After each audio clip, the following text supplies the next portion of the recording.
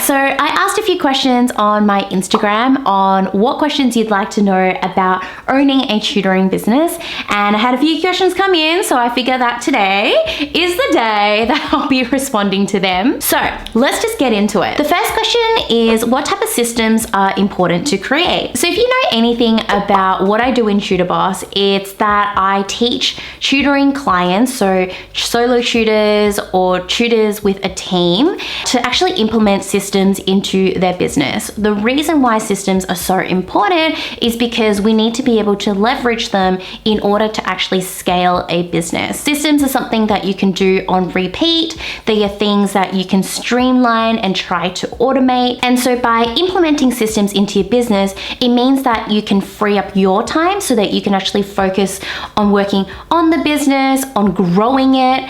It means that people who are a part of your business have a certain procedure or a certain way of following things through. So that could be something like how to run a first lesson. It could be for your sales team, how to actually conduct a sales call. It could be for your marketing team, the type of branding, the type of voice that your company likes to have. So when it comes to what systems are important for your business, it really does depend on where your business is at and what challenges you're finding most painful at this current point in time. So for example, in my business, because we're at that $500,000 mark and my main focus is to really train up my team, train up my employees so that we can kind of get to that next level and next stage of growth, it means I've had to work a lot behind the scenes of actually implementing employee systems. So that's things like making sure that we have performance reviews, making sure that we have monthly catch-ups to touch base to see how they're going, what they're struggling with, what they're happy with, how I, as the boss, can make sure that I am able to create the environment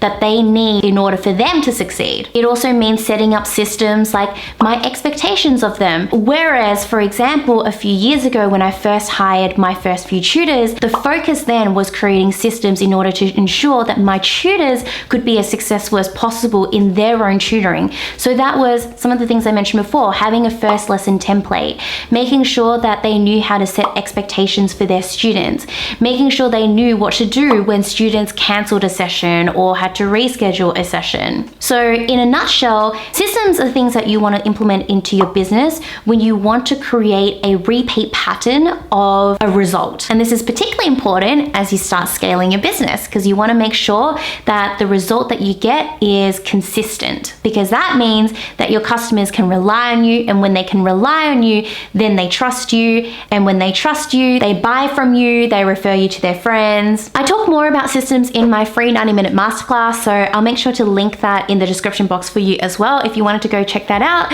and so that you know how to implement systems in your own business. 2, how do you choose the right staff? So this is a big question that I get from a lot of my clients as well. Like, how do I hire the right person into my business? So the things that I would say, and if I reflect back on the past 7 years or so of me actually hiring people, my main pointers would be: 1, hire somebody who is going to have the right type of personality for that role. So for example, if you have somebody who is quite introverted, they're not going to be the type of people who want to jump onto sales calls, call people out of the blue, cold call, or even just to have those conversations over the phone. Like, that could be quite intimidating for them.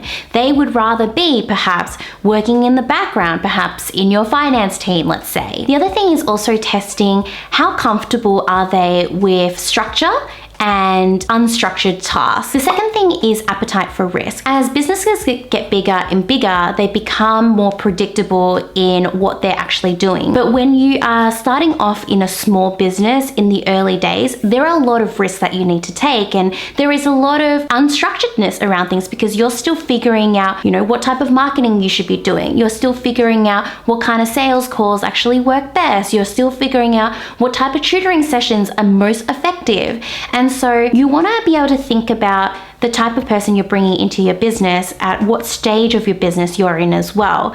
Because you don't necessarily want, because somebody who needs a lot of structure, needs a lot of predictability, is not necessarily someone who'd fit well in a business that's still learning lots and still figuring things out as they go. The third thing I'd say here as well is that it's really hard to know if you've hired the right person in just an interview, or even if it's a few interviews, it's still really hard to assess until you actually see them in the day-to-day processes and really get to know them and how they work. So what I definitely say is make sure you implement probation periods, just so that you can have that opportunity, not just for yourself as the boss, but also for them to gauge whether or not this company is the right fit for them. So that way there's not this big promise of, you're going to stay here for an entire year, and then that way if things don't work out well, then during that probation period of, let's say, 3 months, you can both go your separate ways, and at least that way you've hired, but you've also kind of been able to cut your losses a lot quicker and then try hiring somebody else. What surprised me most in my business? I really like this question actually, because I think it's actually quite a personal answer. I think what I've come to realize over the years is business is very much romanticized, and when I first started out in business, it was this picturesque idea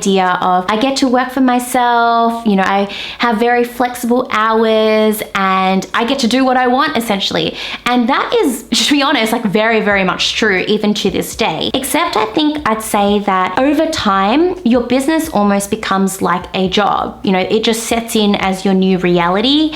And I'd say that there are good days and there are bad days, just like with any other job. And there are days when you wake up and you're just like, oh, I just can't be bothered. And that's just the reality of things that I don't think a lot of people talk about. I always thought that I would be absolutely in love with my business because it's what I created, but that is not necessarily true. And I've talked about this in my past videos before, where I've definitely experienced this love-hate relationship with my business, and I've had to find ways to actually fall back in love with the business and what I do in the business. Pretty much like a relationship, to be honest. So I won't go into the detail here, but if you want to learn more about it, then I'll pop up that video for you. If I wasn't managing my business, what would you like to be doing instead? That is another really good question. I really have to think about this one.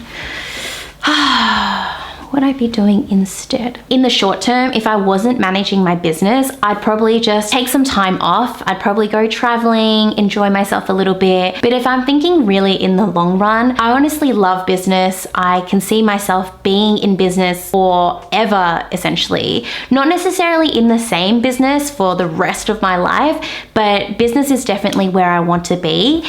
And so honestly, that's all I really see myself doing.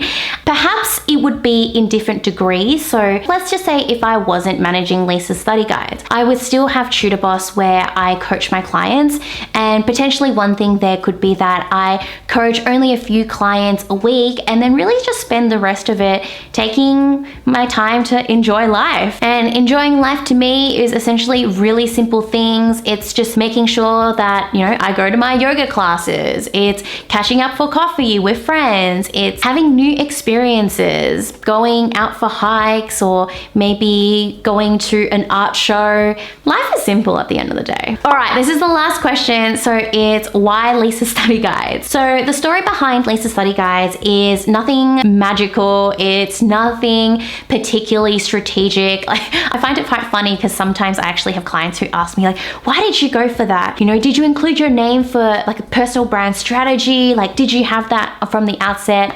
And honestly, the answer to this is incredibly not romantic at all. So my business used to be called VCE Study Guides because that's what we teach, VCE, which is a curriculum taught in Victoria, in Australia, the state that I live in.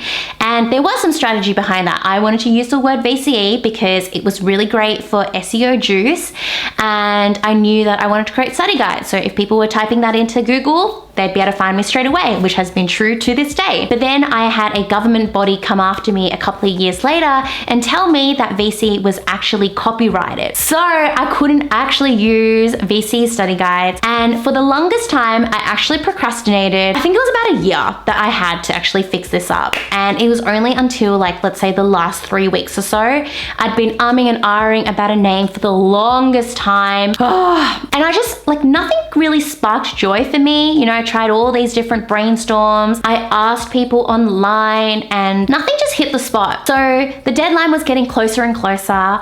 And I think I was really busy at that time too. Like, I think I was in the midst of my YouTube channel and really like getting the ball rolling on that. And I think I was managing my tutors and it was just a lot. And basically when it came to the day, I was just like, you know what? I cannot think of anything else. I'm just gonna replace the word VC and put in Lisa. It's only gonna be temporary, which, I mean, if temporary means up until this point and it's been like 6 years since, I think it's permanent now. So it hasn't changed. I always had the idea that I'd just put it in there for a little bit and then I'd change it. But then things happened in business. Other things took priority and the name itself just, at the end of the day, didn't really matter to me that much. And yeah, like perhaps it's done really well for me in that people know me as Lisa from Lisa Study Guides and there is that personal brand to it. But honestly, it wasn't intentional. And I think that's the funny thing, because a lot of people, when they look at a business from the outside, they make all these, you know, guesses as to what's going in the decision making.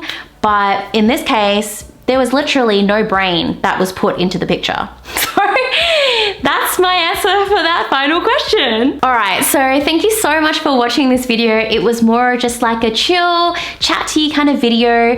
If you really enjoy this type of video, I'd really love for you to comment with the word systems, just so that I know you've watched until the end of this video and that I should make more videos like this in the future. I appreciate you so much for being here. Thank you so much as well for 2K. Like, that is awesome. And I'm so excited that you guys are here following me on this journey, and I cannot wait to support you in yours as well. I'll chat to you guys next week. Bye.